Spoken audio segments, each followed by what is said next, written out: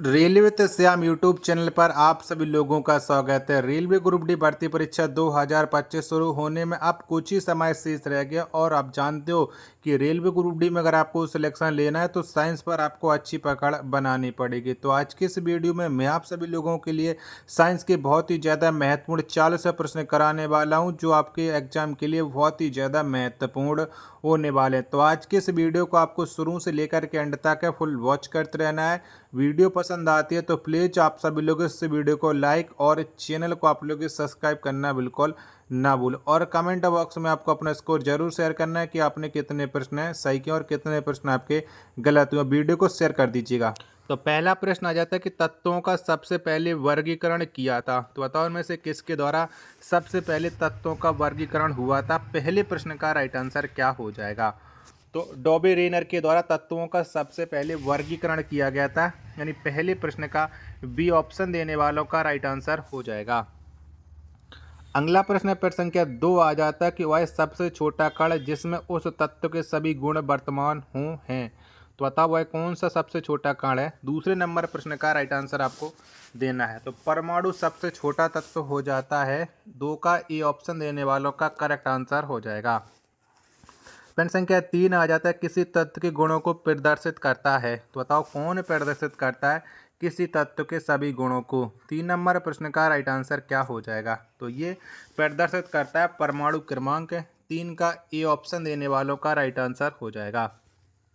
प्रश्न संख्या 4 है आपके सामने कि हेलोजनों में सर्वाधिक प्रभावशाली ऑक्सीकरण करता है। तो बताओ कौन हो जाता है? 4 नंबर प्रश्न का राइट आंसर क्या हो जाएगा?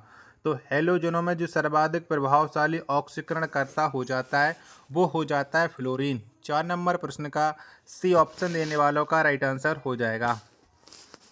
5 नंबर प्रश्न का आ जाता है आपके सामने कि स्वर्ण किस पदार्थ में घुल जाता है। तो बताओ इनमें से किस में स्वर्ण यानी सोना घुल जाता है। 5 का राइट आंसर क्या हो जाएगा? तो एक्वा रेजिया में स्वर्ण घुल जाता है। 5 नंबर प्रश्न का सी ऑप्शन देने वालों का करेक्ट आंसर हो जाएगा। नेक्स्ट प्रश्न आ जाता है प्रश्न संख्या 6 कि शनिवार किसका खनिज है। तो बताओ इनमें से किसका खनिज हो जाता है शनिवार। 6वें नंबर प्रश्न का राइट आंसर क्या हो जाएगा? तो पारा ये शनिवार का खनिज हो जाता है, यानी 6 का ए ऑप्शन देने वालों का राइट आंसर हो जाएगा। वीडियो पसंद आए तो प्लीज़ वीडियो को लाइक और चैनल को आप लोग सब्सक्राइब करना बिल्कुल ना भूलें।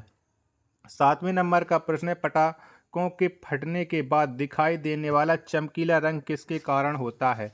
तो बताओ ये किसके कारण होता है? तो ये स्ट्रासियम के वजह से होता है।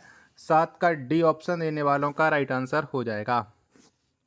8 नंबर का प्रश्न है किसके निष्कर्षण हेतु साइनाइड विधि प्रयुक्त होती है। तो बताओ किसके लिए साइनाइड विधि का प्रयोग करते हैं। 8 नंबर प्रश्न का राइट आंसर क्या हो जाएगा? तो ये चांदी के लिए प्रयोग किया जाता है साइनाइड का। 8 का ए ऑप्शन देने वालों का राइट आंसर हो जाएगा। 9 नंबर का प्रश्न है कि नाइट्रोजन का विस्फोटक यौगिक है। तो बताओ इनमें से कौन सा हो जाता है नाइट्रोजन का विस्फोटक यौगिक। 9 का राइट आंसर क्या हो जाएगा? तो ये NCl3 हो जाता है। 9 का ए ऑप्शन देने वालों का राइट आंसर हो जाएगा। अगला प्रश्न आ जाता है प्रश्न संख्या 10 है कि हवा के वास्तविक जलवाष्प की मात्रा को कहते हैं। तो बताओ क्या कहते हैं? 10 का राइट आंसर आपको देना है। तो हवा के वास्तविक जलवाष्प की जो मात्रा है इसको कहा जाता है परम आर्द्रता, यानी 10 का डी ऑप्शन देने वालों का करेक्ट आंसर हो जाएगा। अगला प्रश्न है प्रश्न संख्या 11 आ जाता है कि मानव निर्मित प्रथम रेशा था। तो बताओ इनमें से कौन सा था मानव निर्मित पहला रेशा। 11 का राइट आंसर क्या हो जाएगा? तो नायलॉन था मानव निर्मित पहला रेशा। 11 का बी ऑप्शन देने वालों का राइट आंसर हो जाएगा। अगला प्रश्न आ जाता है प्रश्न संख्या 12 कि 150 डिग्री सेल्सियस तक गर्म होने पर यूरिया देता है। तो बताओ यूरिया क्या देता है? 12 का राइट आंसर आपको देना है। तो ये वायु रेट देता है। 12 का डी ऑप्शन देने वालों का करेक्ट आंसर हो जाएगा। चलेगा। अगला प्रश्न है प्रश्न संख्या 13 है आपके सामने कि रेडियोथेरेपी में उपयोग होने वाली नोबेल गैस है। तो बताओ इनमें से कौन सी हो जाएगी? 13 का राइट आंसर क्या हो जाएगा? तो रेडियोथेरेपी में उपयोग होने वाली जो नोबेल गैस है ये आर्यन हो जाती है। 13 का बी ऑप्शन देने वालों का करेक्ट आंसर हो जाएगा।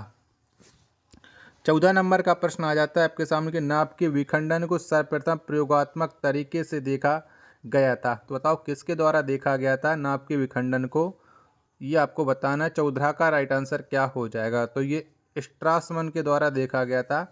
14 का बी ऑप्शन देने वालों का राइट आंसर हो जाएगा। आशा और उम्मीद करता हूँ आप सभी लोगों को ये वीडियो ज़रूर पसंद आ रही होगी। तो प्लीज़ आप सभी लोग इस वीडियो को लाइक और चैनल को आप लोग सब्सक्राइब करना बिल्कुल ना भूलें। चलिएगा, तो अगला प्रश्न आ जाता है आपके सामने। प्रश्न संख्या 15 है कि जस्ता निम्न मिश्र धातु में उपस्थित नहीं है। तो बताओ जस्ता किस में उपस्थित नहीं होता है? 15 नंबर प्रश्न का राइट आंसर क्या हो जाएगा? तो जस्ता ये कांसा में उपस्थित नहीं होता है। 15 का बी ऑप्शन देने वालों का राइट आंसर हो जाएगा। प्रश्न संख्या 16 है आपके सामने कि निम्न में सर्वाधिक परिस्थितिकी अनुकूल ईंधन कौन है? तो बताओ इनमें से कौन सा हो जाएगा? 16 का राइट आंसर क्या हो जाएगा? तो इनमें से जो सर्वाधिक परिस्थिति अनुकूल ईंधन होता है ये हाइड्रोजन होता है। कौन? हाइड्रोजन। 16 का सी ऑप्शन देने वालों का राइट आंसर हो जाएगा। प्रश्न संख्या 17 आ जाता है आपके सामने कि तड़क चालक निर्मित होते हैं। तो बताओ किसके द्वारा निर्मित होती हैं तड़क चालक? 17 नंबर प्रश्न का राइट आंसर आपको देना है। तो ये तांबा से निर्मित होते हैं तड़क चालक। 17 का ए ऑप्शन देने वालों का करेक्ट आंसर हो जाएगा। अगला प्रश्न है आपके सामने प्रश्न संख्या 18 कि प्रकाश की गति न्यूनतम होगी जब वह गुजरेगी। तो बताओ किससे गुजरने से प्रकाश की गति न्यूनतम होगी? 18 का नंबर प्रश्न का राइट आंसर आपको देना है। तो ये कांच से हो जाएगी। 18 का सी ऑप्शन देने वालों का राइट आंसर हो जाएगा। 19 नंबर का प्रश्न आ जाता है कि रेडियम प्राप्त होता है। तो बताओ किससे प्राप्त करते हैं हम रेडियम को? 19 नंबर प्रश्न का राइट आंसर आपको देना है। 19 का राइट आंसर क्या हो जाएगा? 19 के चारों ऑप्शन आपकी स्क्रीन पर शो रहे हैं। तो रेडियम ये पिच ब्लेड से प्राप्त करते हैं। 19 का सी ऑप्शन देने वालों का करेक्ट आंसर हो जाएगा। 20 नंबर का प्रश्न आ जाता है कि हेनरी किसका इकाई है? तो बताओ किसकी इकाई हो जाती है हेनरी? 20 नंबर प्रश्न का राइट आंसर। तो ये प्रेरकत्व की इकाई हो जाती है हेनरी। 20 का सी ऑप्शन देने वालों का राइट आंसर हो जाएगा। 21 नंबर का प्रश्न है कि 1 जूल कितने कैलोरी के बराबर है? तो बताओ कितने कैलोरी के बराबर होता है 1 जूल? 21 नंबर प्रश्न का राइट आंसर क्या हो जाएगा? तो ये 0.24 कैलोरी के बराबर होता है 1 जूल। 21 नंबर प्रश्न का डी ऑप्शन देने वालों का राइट आंसर हो जाएगा। प्रश्न संख्या 22 आ जाता है कि पानी का अणु भार है। तो बताओ कितना होता है पानी का अणु भार? 22 का आंसर आपको देना है। तो ये 18 AMU होता है पानी का अणु भार। 18 का बी ऑप्शन देने वालों का राइट आंसर हो जाएगा। सॉरी 22 का बी ऑप्शन देने वालों का राइट आंसर हो जाएगा। प्रश्न संख्या 23 है आपके सामने की MKS पद्धति में बल की इकाई क्या है? तो बताओ क्या होती है? 23 नंबर प्रश्न का राइट आंसर आपको देना है। तो MKS पद्धति में जो बल की इकाई होती है ये न्यूटन होती है। क्या? न्यूटन होती है। 23 का बी ऑप्शन देने वालों का राइट आंसर हो जाएगा। प्रश्न संख्या 24 से आपके सामने कि शरीर में ऊतकों का निर्माण होता है। तो बताओ किसके द्वारा होता है शरीर में ऊतकों का निर्माण? 24 नंबर प्रश्न का राइट आंसर क्या हो जाएगा? तो प्रोटीन से होता है शरीर में ऊतकों का निर्माण।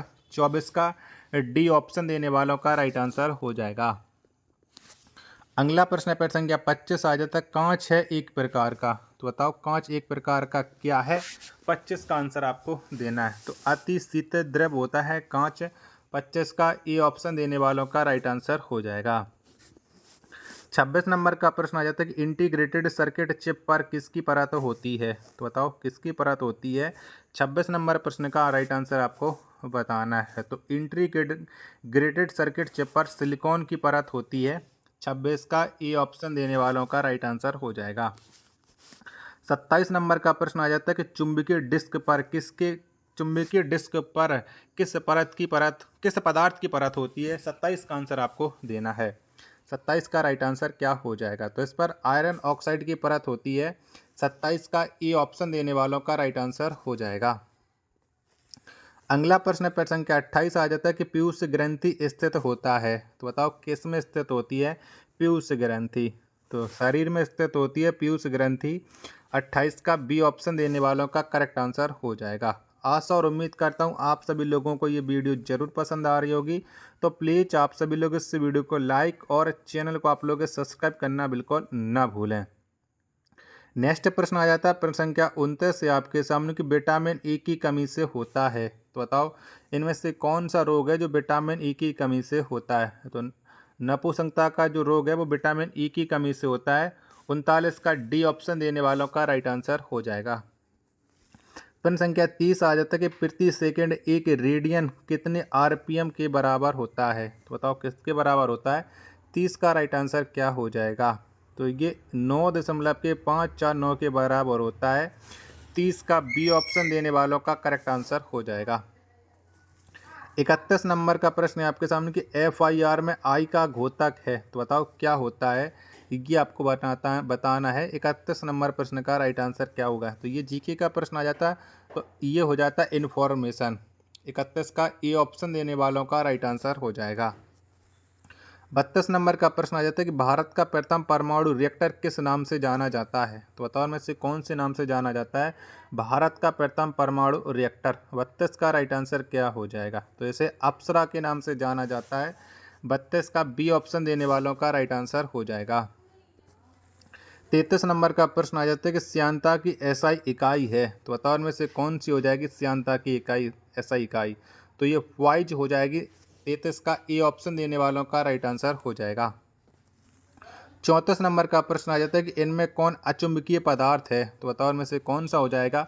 34 नंबर प्रश्न का राइट आंसर आपको देना है। तो इनमें से जो अचुंबकीय पदार्थ है वो पीतल होता है। कौन, पीतल। 34 का डी ऑप्शन देने वालों का राइट आंसर हो जाएगा।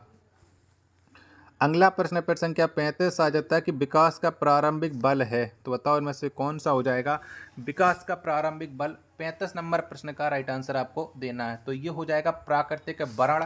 35 का बी ऑप्शन देने वालों का राइट आंसर हो जाएगा। अगला प्रश्न आ जाता है प्रश्न संख्या 36 से कि इनमें कौन सा कण परमाणु में नहीं होता है। तो बताओ कौन नहीं होता है। 36 का राइट आंसर आपको बताना है कि 36 का राइट आंसर क्या हो जाएगा। तो न्यूट्रिनो होता है परमाणु। 36 का डी ऑप्शन देने वालों का राइट आंसर हो जाएगा। अगला प्रश्न संख्या 37 आ जाता है आपके सामने कि डायनेमो का सिद्धांत आधारित है। तो बताओ किस पर आधारित है डायनेमो का सिद्धांत। 37 का राइट आंसर आपको बताना है। तो ये फैराडे के नियम पर आधारित हो जाता है। 37 का बी ऑप्शन देने वालों का राइट आंसर हो जाएगा। 38 नंबर का प्रश्न आ जाता है आइंस्टीन समीकरण E बराबर mc² में C दर्शाता है। तो बताओ C किसको दर्शाता है। 38 का राइट आंसर आपको देना है। तो ये प्रकाश के वेग को दर्शाता है। 38 नंबर प्रश्न का बी ऑप्शन देने वालों का राइट आंसर हो जाएगा। 39 नंबर का प्रश्न आ जाता है कि प्रथम बार मंगल ग्रह पर उतरने वाला अंतरिक्ष यान है। तो बताओ कौन सा है। 39 का आंसर आपको देना है। तो प्रथम बार मंगल ग्रह पर उतरने वाला जो अंतरिक्ष यान है ये पाथफाइंडर हो जाता है। 39 का सी ऑप्शन देने वालों का राइट आंसर हो जाएगा। अंतिम प्रश्न आ जाता है आज के सेट का 1 पाउंड में कितना आउंस होता है। तो बताओ कितना होता है। 40 का आंसर आपको देना है कि 40 का राइट आंसर क्या हो जाएगा। तो इसमें 16 आउंस के बराबर होता है 1 पाउंड। 40 का डी ऑप्शन देने वालों का राइट आंसर हो जाएगा। आशा और उम्मीद करता हूँ आप सभी लोगों को ये वीडियो पसंद आई होगी। तो प्लीज़ आप लोग इस वीडियो को लाइक और चैनल को आप लोग सब्सक्राइब करना बिल्कुल ना भूलें। मिलते हैं और नेक्स्ट वीडियो के साथ, तब तक के लिए धन्यवाद। जय हिंद, वंदे मातरम।